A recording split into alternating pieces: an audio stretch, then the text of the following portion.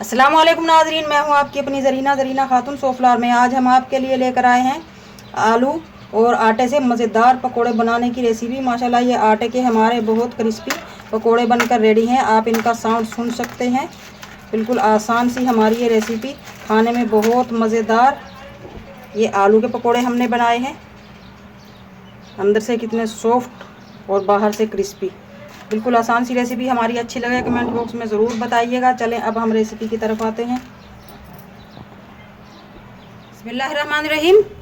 आज हम आपके लिए लेकर आए हैं आटे के पकोड़े बनाने की रेसिपी।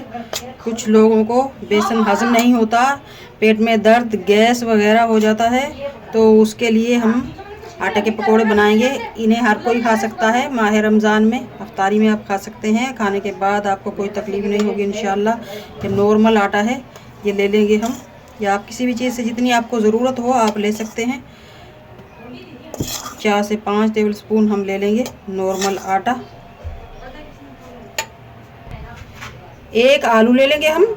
अगर आपको आलू भी पसंद नहीं है तो आप हरी प्याज या नॉर्मल प्याज ले सकते हैं। इस तरह से लेकर हम इसे पतले पतले से पीस में काट लेंगे।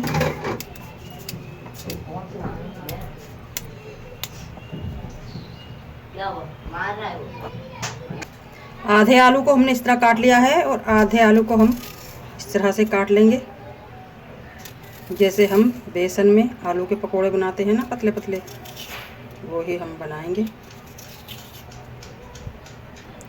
ढेर सारा हरा धनिया, ढेर सारा पुदीना ये काट लेंगे हम। पुदीने के हम नरम नरम पत्ते लेंगे। जब डंडी इसकी मोटी आ जाएगी इस तरह की पक्की, वो तो निकाल देंगे। अब हम हरा धनिया ले लेंगे। हरा धनिया हम डंडियों समेत लेंगे, इसमें बहुत ज़्यादा खुशबू और जायका होता है। 3 हरी मिर्च काट लेंगे।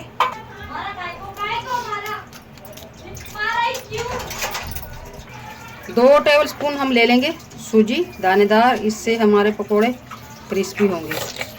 हाफ टी स्पून पिसी हुई काली मिर्च, 1 टीस्पून हल्दी, इससे कलर आएगा। 1 टीस्पून कुटी हुई मिर्च, नमक 1 टीस्पून, या आप खुद चखकर अपने टेस्ट के हिसाब से डाल सकते हैं नमक और मिर्च। आटे में हम अच्छी तरह से मसालों को मिक्स कर लेंगे। 3 से 4 टेबलस्पून पानी डालकर हम सख्त सा बैटर बनाएंगे।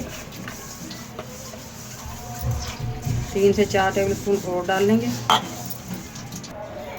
जब आपने बैटर बना लिया हो तो फिर आप इसे चख कर देख सकते हैं। नमक मिर्च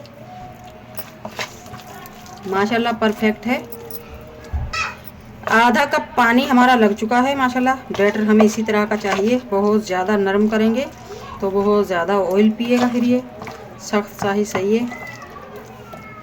अब हम रख देंगे 10 से 15 मिनट के लिए ताकि राइस हो जाए। राइस हो चुका है। 2 से 3 टेबल स्पून हम डाल लेंगे इसमें टमाटर प्यूरी।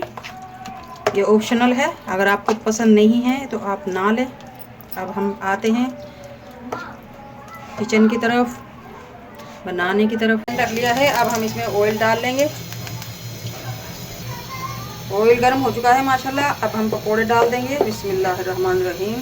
पकोड़े आप अपने छोटे या बड़े जो आपको पसंद हो आप इतने ही बनाएं। ये आटे के पकोड़े हैं, इंशाल्लाह आसानी से हज़म हो जाएंगे। इफ्तारी के बाद भारी भारी सा हो जाता है गैस वगैरह। अगर आपको मेरी वीडियो अच्छी लगती है, चैनल पर नए हैं तो सब्सक्राइब ज़रूर किया करें। बेल आइकन के बटन को भी ज़रूर प्रेस करें ताकि मेरी हर आने वाली वीडियो की नोटिफिकेशन सबसे पहले आपको मिलती रहे। अगर आपको आटे के पकोड़े बहुत ज़्यादा क्रिस्पी चाहिए तो आप इन्हें फुल फ्लेम पर बनाएं। अगर आपको नरम चाहिए तो आप इन्हें लो फ्लेम पर बनाएं। वो नरम बनेंगे, सॉफ्ट बनेंगे। 3 से 4 मिनट हो चुके हैं। फुल फ्लेम पर हम इन्हें बना रहे हैं। अब पलट लेंगे। बिस्मिल्लाहिर्रहमानिर्रहीम। इस तरह से आप इन्हें एक बार में ही पलट सकते हैं। बहुत आसान सी रेसिपी।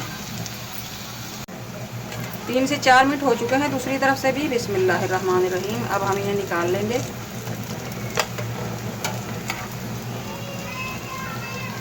आप चाहें तो इन्हें अलग करके रखें, चाहें तो इसी तरह भी रख सकते हैं। आटे के पकोड़े अगर आप दूसरे दिन भी खाएंगे तो इंशाअल्लाह ताला नुकसान नहीं देंगे। इसी तरह हम दूसरे बना लेंगे।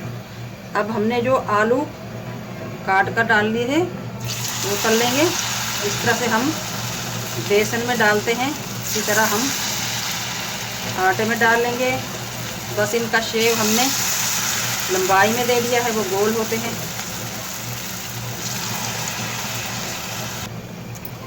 अब हम इन्हें पलट लेंगे। 3 से 4 मिनट हो चुके हैं। बिस्मिल्लाहिर्रहमानिर्रहीम। ये पकोड़े खाने के बाद आपको गैस, जलन, तेज़ाबियत वगैरह नहीं होगी इंशाल्लाह। मज़ेदार आलू के पकोड़े रेडी हैं। अब हम निकाल लेंगे। बिस्मिल्लाहिर्रहमानिर्रहीम। माशाल्लाह माशाल्लाह, आप देख सकते हैं आटे के साथ हमारे मज़ेदार से आलू के पकोड़े और दूसरे नॉर्मल पकोड़े बनकर रेडी हैं। आज की हमारी रेसिपी अच्छी लगा कमेंट बॉक्स में ज़रूर बताइएगा। मिलते हैं अगली वीडियो के साथ। अल्लाह हाफिज़।